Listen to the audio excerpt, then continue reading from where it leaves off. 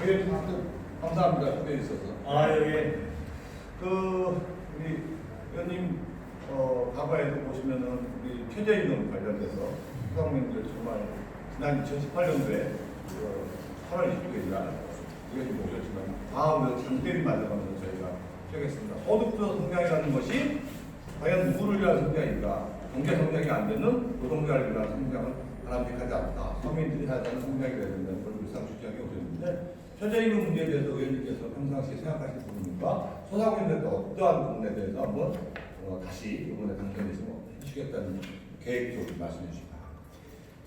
최저임금 올려서 서민들 잘 살고 노동자들 잘 살고 자영업자, 소상공인, 중소기업 잘 되면 제가 왜 반대하겠습니까?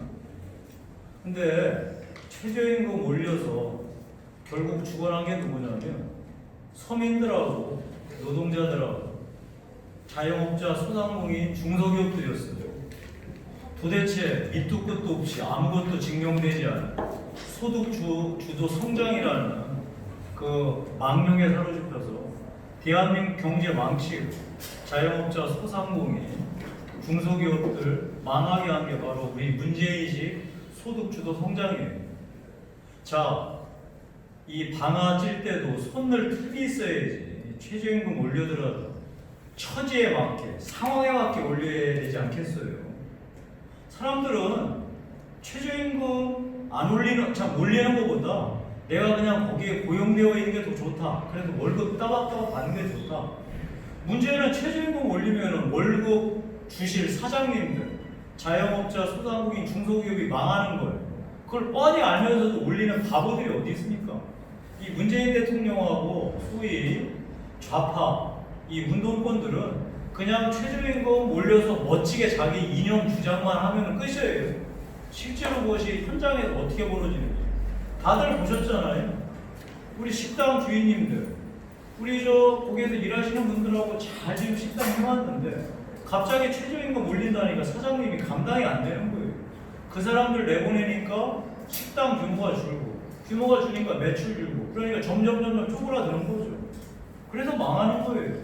그러면은 거기서 일했던 분들은 최저임금 자기는 올리는 게 아니고 고용돼서 일하고 싶은데 사장님이 그만두라니까 그만둬서 자기는 완전히 집에 월급 갖다 주지 못해서 그 가장으로서 뭐 완전히 체면이 아니라 자기 역할 못해서 절망하고, 사장님은 사장님대로 식당 규모, 회사 규모 점점 쪼그라들어서 망해가는, 이게 무슨 짓입니까? 자, 따라서 최저임금은 이렇게 해야 돼요. 복잡하지 않아요. 처지와 상황에 맞게 하는 거예요. 자, 최저임금 올려줄 수 있는 사람들은 올려주되 못 올려주는 업종과 지역들이 있을 거 아니에요. 맞춰서 해야지 그거를. 자, 그래서 지역별, 업종별로 최저임금에 대한 이 조정을 반드시 하는 법안이 만들어져야 돼요. 뭐 이런 얘기하면은 또 무슨 이상한 소리 하겠지만 분명한 거는 이 근로시간 단축도 정말 이렇게 무리하게 막 밀어붙여서 결국 이득 보는 사람이 누구예요? 대기업에 종사해서 멋지게 돈 많이 받아가는 이 노조 근로자들, 대기업 귀족 노조 근로자들, 다음에 공무원, 공공기관, 공기업에 고용되어 있는 아주 좋은 신의 직장에 있는 사람들만 그야말로 자기들 좋은 거예요. 시간 줄이니까. 근데 어떤 분들은 52시간이 아니라 내가 좀 더 일하겠다. 그래서 월급 더 받아봐야지. 집에 가서 내가 가장 노릇하니까. 그것도 시간 자기들 상황하고 처지에 맞게. 그래서 무조건 52시간으로 줄이는 것도 다시 상황과 처지에 맞게 업종별로, 지역별로 재조정하는 법안 반드시 21대 때 우리 최승재 우리 소상공인 연합회 전 회장님하고 반드시 통과시키도록 하겠습니다. 네. 유명태 의원님, 후보님으로 활동하고 계시는데 정말 핵심을 정확하게 알고 있는 것 같아요. 말고 그 옆에 내려오는 핵심을 정확하게 알고 있는 것 같아요. 지금 지역별로, 규모별로 소상공인들의 어떤 임금을 한 법안을 만드시겠다고 얘기하는 거 보니까 사실 서민의 어떤 처지도 잘 알고 있고, 사실은 그 서민뿐만 아니라 우리나라 경제 생태계를 살리는 거고 또 취약한 근로자들을 살리는 방안이라고 생각하고 반드시 국회에 다시 입성하셔서 법안을 발의되길 바라겠습니다. 불호라고 생각을 하면은 우리가 알고 있기로는 뭐 과거에는 이제 노동자들이 많던 뭐 그런 미국이지만 요새는 IT 기업들이 상당히 많고 또 거기에 같이 있는 소상공인들이 상당히 많습니다. 어떻게 보면은 상당히 다시 개발이 되는 것처럼 보이고 또 과거에 어떤 낙후됐던 부분들이 아직 재개발이 이루어지고 있는데 여러분들은 다 보셔야 되겠지만 과거에서 의정활동 하시면서 다른 지역구들도 이렇게 상당히 부흥을 많이 시켜놓으셨는데 불에 오셔서 특히 영세 소상공인들이 지금 상당히 침체되어 있는 부분이 있는데 이 소상공인들이 침체성을 좀 벗어날 수 있게 할 수 있는 방안이 계시는 말씀입니다. 지금 당장 코로나19 때문에 망해가는 자영업자, 소상공인, 중소기업 살려야죠. 아니 멀쩡하게 지금 월급 받고 있는 사람들한테 돈 100만 원 나눠줘서 뭐 하겠어요? 그 사람들 살려야지. 그 사람들이 살아야지. 거기에 고용돼 있는 사람들이 월급 받을 거 아니겠어요? 자, 저는 제가 주장하는 건 뭐냐면 돈 더 풀자는 거예요. 100조, 아니 200조 풀어도 돼요. 대한민국 아직 그 정도 버틸만 해요. 문제는 풀어서 어디에 쓰는지, 누구한테 주는지가 중요하지 않겠어요? 자, 저는 가장 중요하게 얘기하는 게 뭐냐면 이 중소기업, 소상공인, 다음에 자영업자들이 1인 기업도 있지만 1명, 10명, 30명, 50명씩 고용하고 있잖아요. 이 사람들이 지금 당장 망하게 생겼거든요. 이 사람들이 망한 다음에 거기서 해고당하면 그 돈 100만 원 받아서 뭐 할 거예요? 회사 사장님이 안 망하고 회사가 안 망해야지 거기에서 월급 받을 거 아니겠어요? 그래야지 살지. 그래서 제가 지금 주장하는 건 뭐냐면 돈 더 풀자. 화끈하게 풀어. 왜냐하면 지금 경제 잘못하면 추락에다 망하게 생겼거든요. 어쩔 수 없이 풀자. 그럼 풀어서 어디에부터 해야 되느냐? 자, 이 사태 때문에 망한 자영업자, 소상공인, 중소기업, 사업주, 그다음에 망해서 실직당한 사람들한테 돈 가장 먼저 풀자. 자, 두 번째, 지금 망하기 직전인 사람, 도산하고 폐업하기 직전인 소상공인, 자영업자, 중소기업에 돈 주자. 그래야지만 그 사람들 안 망해서 이 회사나 가게가 돌아가고 거기에 고용돼 있는 사람들이 실직 안 당한다. 뭐 그거 복잡하잖아요. 그렇게 하자는 거예요. 자, 그럼 그 사람들 어떻게 구별할 거냐? 4사분기 부가가치세 여러분들 다 신고하셨을 거 아니에요. 자, 그러면 올해 1사분기 부가가치세 이제 4월 15일 신고하잖아요. 딱 비교해보면 매출 얼마큼 줄었는지 금방 나오잖아요. 매출 줄 비율만큼 바로 돈 주자는 거예요. 돈 주는 방식도 한참 심세에서 주려면 한두 것도 없어요. 첫 번째 할 게 재산 공감을 다 깎아주자. 그럼 그만큼 수입이 되는 거잖아요. 자, 두 번째, 임대료 깎아주자. 나라에서 그럼 대주는 거예요. 자, 세 번째, 여러분들 연말에 소득세하고 그 1년에 2번씩 부가가치세 납부하잖아요. 자, 2월달부터 4월달까지 부가가치 납부하는 그 부분 비율대로 깎아주자는 거예요, 바로. 그럼 또 그만큼 여러분들 바로 수입으로 잡히잖아요. 자, 네 번째, 연말에 낼 소득세, 법인세 2월달부터 4월분까지 깎아주자. 그럼 여러분들 다 사업하시면서 금방 아시잖아요. 부가가치세 낼 거, 납부할 거, 수입에서 이렇게 적립해두고 소득세, 법인세 낼 거 매달 수입 들어오고 적립해두잖아요. 자, 그만큼 깎아주겠다고 정부가 발표하는 순간 여러분들 바로 수입이 되잖아요. 그걸로 하자는 거예요. 자, 그럼 연말에 정부가 세수가 펑크나니까 바로 그 부분은 국채 발행해서 나라 빚으로 떠안고 가자. 어쩔 수 없어. 왜냐하면 그 나라 빚은 경기가 좋아지면 세금이 많이 들어서 버티거든요. 근데 이분들 망해버리면 이분들이 잘대로 돌아가서 나중에 세금 내야지 나라가 경제가 돌아가지 않겠어요. 제 주장이 처음부터 그거예요. 뭐 이재명이나 박원순처럼 돈 100만 원씩 나눠주는데 그 돈 100만 원씩 받는 사람들이 지금 아직도 고용되어 있어서 월급 받는 사람, 아직 안 망한 사업주한테 그 돈 들어가면 뭐 할 거예요? 그다음에 이미 망해버린 사람, 이미 망해버린 사람한테 돈 100만 원 주고 뭐 할 거예요? 그 회사 안 망하게 해서 월급 받는 게 100번 낫지. 제가 그 주장이에요. 그래서 우리 특히 구로지역은 당장 해야 될 게 콜센터 터졌죠. 만민교회 터졌죠. 다 작살났어요. 자영업자, 소상공인들. 바로 이런 데부터 빨리 하자. 그다음 심세에서 무슨 뭐 지원 대출에 대출 지원해준다. 지금 대출 지원이지 그거 받아도 돈 1,000만 원 받아도 되겠어요. 여러분들한테 바로 아까 말씀드린 대로 2월 달부터 4월부까지 부가가치세 낼 거. 그러니까 지난 4, 4분기 대비해서 깎아주고 세금 깎아주고 임대료 깎아주고 재생분담 깎아주는 거 딱 먼저 하자. 제가 그거 하자는 거예요. 네. 제가 그거 하면은 지금 우리 구로에 쏟아진 코로나 폭탄 무언가 당장 극복할 수 있고 그 다음에 여러분들이 지금 자재내금 대야주고 할 거 있잖아요. 그거는 이제 아까 얘기한 대로 저 무슨 뭐 저 대출 지원 받아가지고 그거 하는 그 방식으로 풀자. 그런 얘기 제가 말씀드리는 겁니다. 저기 오늘 신문에도 났지만 스위스 같은 경우는 그나마 대출 신청하면 30분 만에 나오고 독일 같은 경우는 선집행 후 서류 집행을 한답니다. 사실은 이제 오늘 우리 위원님 말씀하신 거 느끼셨겠지만 되게 단순하지만 그게 쏙쏙 들어옵니다. 왜 이게 그게 쏙쏙 들어오냐면 현장을 알기 때문에 사실 우리가 이 정부에서 발표한 대로는 이게 무슨 말인지 잘 모르겠고 이게 우리 돈을 준다는 건지 우리가 70%에 포함된다는 건지 이 돈이 나한테 이득이 되는 건지 많은 건지 구분이 안 되잖아요. 이게 현장을 아는 거라 현장을 알지 않는 사람들.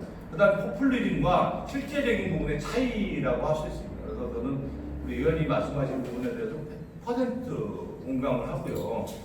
이런 부분들이 실제성에서 소상공인들을 물에 빠진 사람을 일단 구원해낼 수 있는, 구제할 수 있는 방안이라고 생각하는데 지금 말로는 뭐 추경을 하니 뭐하니 그러는데 현재 있는 정부 여기 잘 아시지만 정부 예산안 갖고도 집행률이 10%도 지금 안 되고 있다는 사실을 보면은 이게 왜 우리가 분노하고 바뀌어야 된다는 사실을 알 수 있고 사실 지역 경제에 대해서 정말 정확하게 내용을 계시고 구로 소상공인들이 현장을 정확하게 알고 계십니다. 사실은 오늘 이 방송이 나가면은 다른 지역의 소상공인들 많이 볼 텐데 다른 지역 소상공인들이 스카우트 할까 봐 걱정도 되긴 합니다. 한 말씀만 드리면 우리 동광철물 우리 철물점 사장님이신데 철물점 가서도 요새 다 카드 결제하잖아요.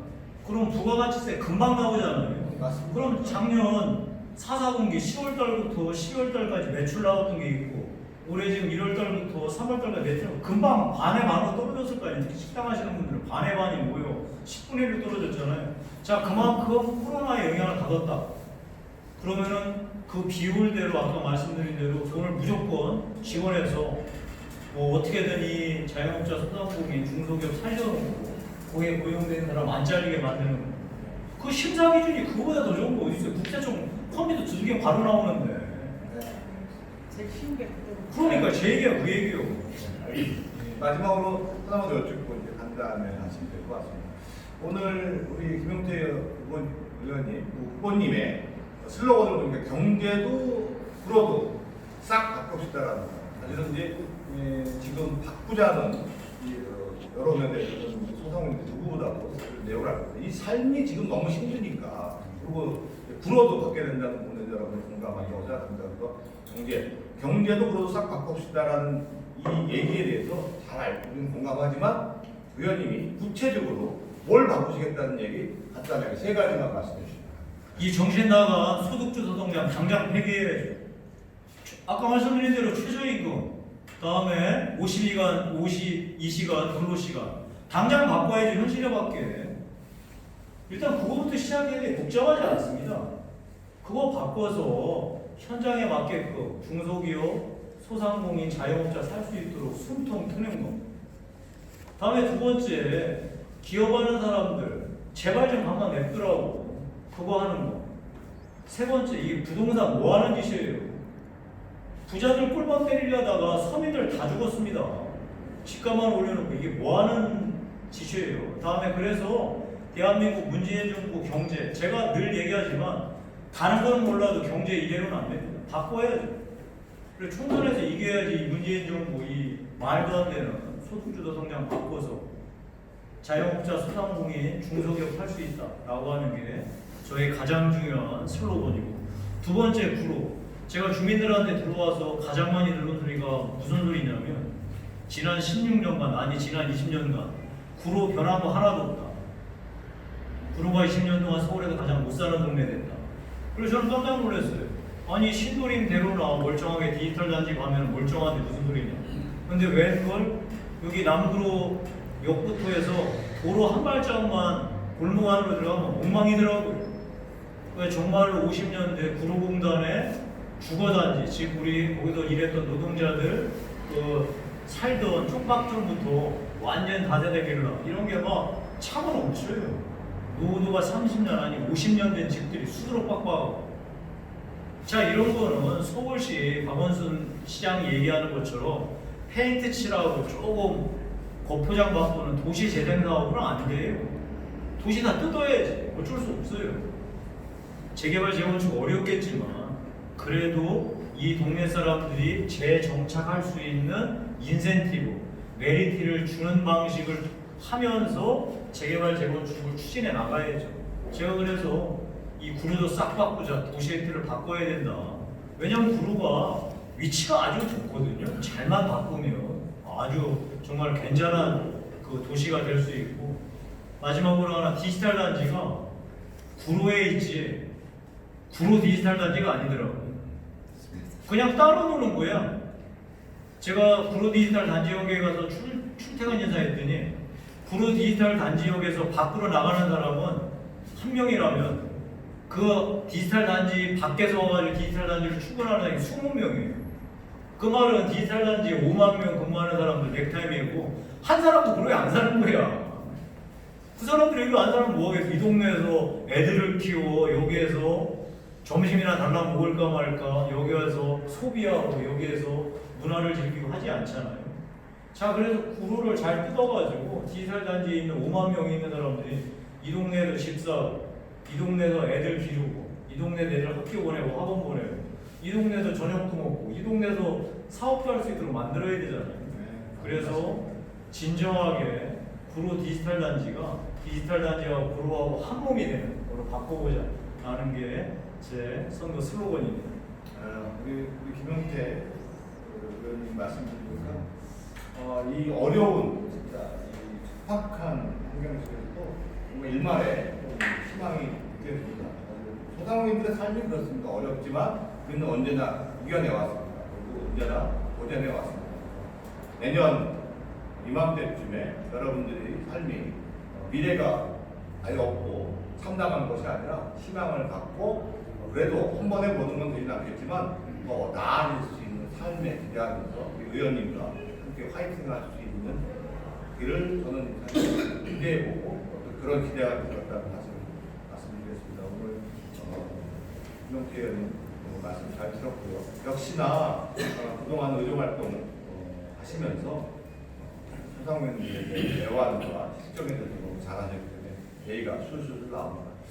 그 과거에 미국 같은 경우에는 20대부터 국회의원을 맡는다고 그러고 왜 그러냐면 다선 의원이 돼야지 예산도 땡겨오고 힘이 있습니다. 네트워크라는 게 그만큼 중요한 거거든요. 그거 알아야 되는 거고 상 시스템을 알아야 되는데 그러면서 우리 김용태 의원님은 이미 상임위원장도 하셨고 여당 야당에 청총장 중진도 하셨고 중진급이죠. 나이가 얼굴이 동안이지만 또 젊으시고 중진 의원이십니다.